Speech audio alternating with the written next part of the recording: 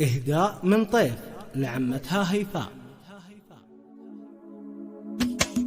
اليوم حان القصيد وزانت الفكرة من شاعره ما توالت في معانيها. اليوم حان القصيد وزانت الفكرة من شاعره ما توانت في معانيها. في وقتها الشعر لو ما جاد وش عذره، ليه اكتب الشعر وحروفه اسويها. وانا عزفته طرب في حضرة المهرة، الشيخة اللي تعبت ماني باريها. الشامخ الجامح المصونة الحرة، ست المشاعر لها في عرس غاليها.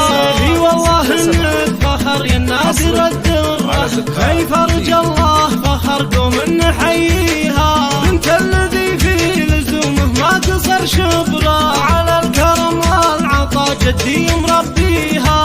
طيب الامن ما ترجي عوض بكره، انا اشهد ان الكرم والجود كاسيها. واختم قصيدي بعد ما زانت الفكره، عسى يدوم الفرح ويعيش راعيها. اليوم حان القصيد وزانت الفكره من شاعره ما توانت في معانيها. في وقتها الشعر لو ما جاد وش عذره، ليه اكتب الشعر وحروفه اسويها. وانا عزفته طرب في حضرة المهرة، الشيخة اللي تعبت ماني باريها. الشامخ الجامح المصونة الحرة، سكت المشاعر لها في عرس غاليها.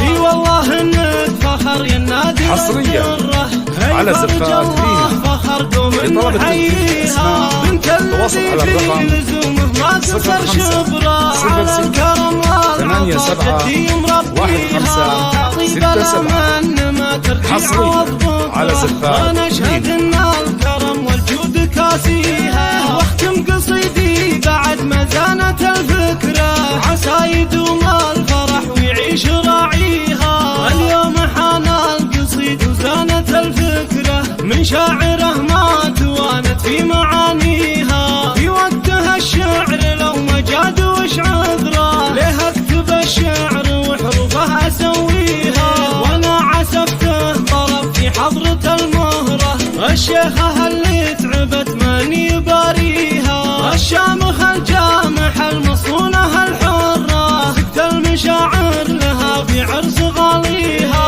اي والله انك فخر يا النادر الدرة، هي فرج الله فخر قوم نحييها. بنت الذي في لزومه ما قصر شبره، على الكرم والعطا جدي مربيها.